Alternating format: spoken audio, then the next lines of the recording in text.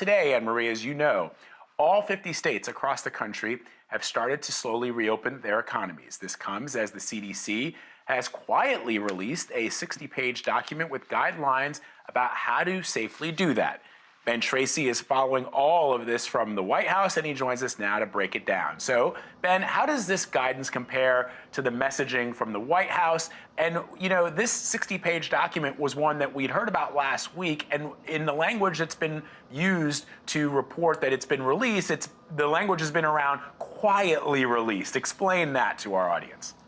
Yeah, this was quietly released on Sunday. This is not something that the White House has drawn a lot of attention to, and that's because the White House really does not want guidance out there that they view as too specific or overly prescriptive, is the phrase that we've been told by administration officials here.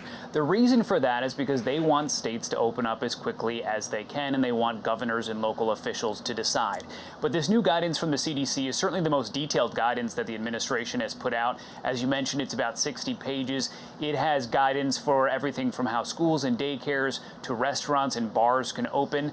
But this might be too little too late. You basically have all 50 states now in some phase of reopening, and a lot of the stuff that's in this guidance, from mask wearing to social distancing, is things that states and businesses are already doing.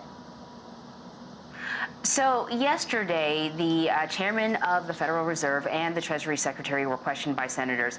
Secretary Mnuchin was asked specifically about the government's response to the pandemic and the economy safely reopening. I want to play some of that sound. We don't intend to send anybody back to work without the protections.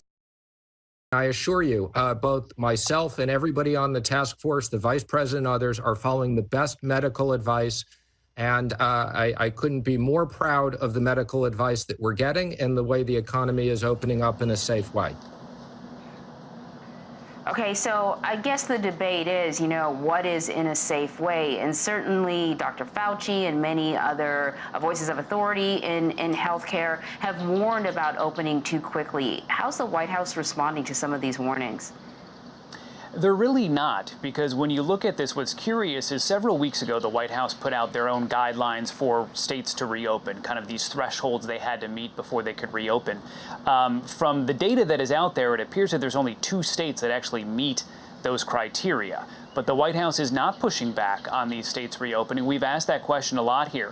Why are you allowing these people to violate your own guidelines? And what we hear back is those are just guidelines. It's up to the governors of those states to decide. And the president has said, and the vice president has said, if they see something that concerns them, they will jump in and then they will push back.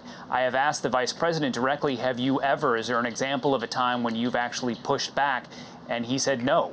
So far, they're really letting the governors run with this, even though the vast majority of states in this country are violating the White House's guidelines with their reopening plans. Let me ask you about this, Ben. The President of the United States is tweeting this morning about states offering mail-in options for voters. A lot of people are tweeting about this. The President is threatening to withhold federal funds. Help our audience understand what's at stake here. And a lot of reporters, including our own Caitlin Huey-Burns, has tweeted about this, that the President of the United States' information is incorrect. Michigan is sending out applications, not ballots. There's a whole lot of stuff that's wrong with the President's tweets. Break it down. Yeah, so 2 tweets this morning. He's gone after Michigan and Nevada for sending out these ballot applications. This does fit a broader pattern and theme of the president not liking the idea of people being able to vote by mail. So this does kind of fit the pattern. But you're right, his information is not correct, especially as it pertains to Michigan. The Secretary of State there sent out a notice to all the voters in Michigan saying you do have the option by law in Michigan to vote by mail. Here's an application if you want to do that. The president in his tweet made it sound as if the Secretary of State, which he said she went rogue and sent out ballots to everybody in the state. Obviously, that's not the case because we're not close to the election yet. This was just a notification that you do have this right if you want to vote by mail. So the president's tweets are not correct. We did ask one of his senior advisors, Kellyanne Conway, about that just a little bit ago here in the White House driveway, and she said that the hope at the White House is that by November people won't really need to be voting by mail because it'll be safe to vote in person. The president has said that vote by mail leads to vast amounts of voter fraud. but there is no evidence of that. So the president is supposed to be going to a Ford plant tomorrow. It's a plant where both the company and the union say that everyone there needs to wear a mask. What's the expectation for the president? We have not seen him wear a mask yet.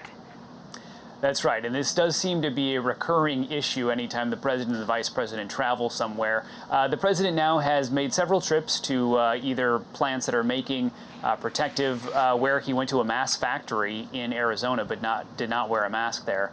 The Ford plant has said that they have apprised the White House of their policy that they do require everyone who enters that facility to wear a mask. The president was asked about this very directly yesterday, asked if he would comply with that, and he said, you know, it depends on the situation. If I need to wear a mask, I'll wear a mask. He has said that before and then not worn a mask. And I have been told by administration officials that there is a feeling here at the White House that they don't want the president to be seen wearing a mask, that it's some sign of weakness in his mind, and that perhaps he's too concerned about the health issues and not as much the health of the economy. All right, Ben, thank you so much.